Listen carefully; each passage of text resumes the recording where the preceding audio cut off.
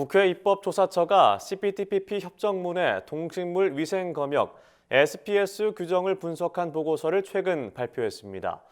보고서에 따르면 CPTPP 협정문에는 기존 WTO보다 강화된 SPS 규정이 다수 포함되어 있는데요. 수입국의 의무 수준도 대폭 강화돼 국내 농업계에 큰 피해를 줄 것으로 전망됩니다. 박다영 기자입니다. 국회 입법조사처가 CPTPP 가입 추진에 따른 위생 및 식물위생 조치, SPS상의 쟁점과 과제 분석 보고서를 최근 발표했습니다. 보고서에 따르면 CPTPP 협정문에는 WTO보다 강화된 동식물 위생 검역, SPS 규정이 다수 포함된 것으로 나타났습니다. CPTPP 가입에 따른 수입 농산물 관세 수준은 회원국가의 협상에 따라 결정되지만 SPS는 이미 공개된 협정문을 따라야 합니다. SPS 규정상 수입국의 의무 수준도 대폭 강화돼 우리나라에 불리할 것으로 전망됩니다. CPTPP에 가입하면 SPS 범위가 국가, 지역에서 개별 농장 단위로 축소되는 구획화를 적용받게 됩니다. 수출국이 개별 농장의 안전을 증명하기만 하면 농장 단위로도 수출할 수 있게 되는 겁니다. 이 경우 가축질병이나 식물병해충이 발생한 국가, 지역의 농축산물 수입을 원천 봉쇄할 수 없게 됩니다. 지역화 인정 절차에서도 수출국의 결정 과정, 사유 등을 제공하는 등 수입국의 의무는 상세하게 규정된 반면 수출국의 의무는 없거나 불분명한 것으로 조사됐습니다.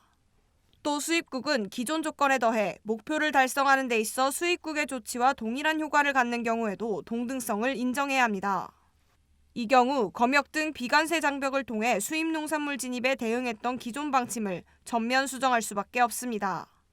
특히 SPS 요건을 보증할 수 있는 방식이 확대되면서 민간이 자율적으로 발행한 증명서도 정부가 발행한 증명서와 같은 효력을 지니게 될 수 있다는 우려도 나옵니다. 이 밖에도 CPTPP의 분쟁 해결 절차가 제소국에 유리하게 설계돼 피소권이 많은 우리나라에 불리할 것으로 전망됐습니다. 입법조사처는 정부가 강화된 SPS 규정 도입으로 예상되는 피해를 미리 공유하고 대응책을 논의해야 한다고 지적했습니다. 우선 입법조사처는 정부가 농어업계에 CPTPP 가입에 따른 영향과 주요 내용을 분석해 투명하게 제공하는 등 대내 협상 노력을 진정성 있게 수행해야 한다고 조언했습니다. 현재 부족한 SPS 담당 부서와 인력을 총체적으로 점검하고 보강하는 것도 요구됩니다. CPTPP 조항과 국내법이 상충되는 부분도 있어 CPTPP에 규정된 내용의 국내법 수용 문제를 검토해야 한다는 지적도 나왔습니다. 또 입법조사처는 기존에 체결된 FTA에도 SPS 관련 협의 채널이 있는 만큼 가급적 기존 채널을 이용하고 이를 강화해야 한다고 주장했습니다. MBS 박다영입니다.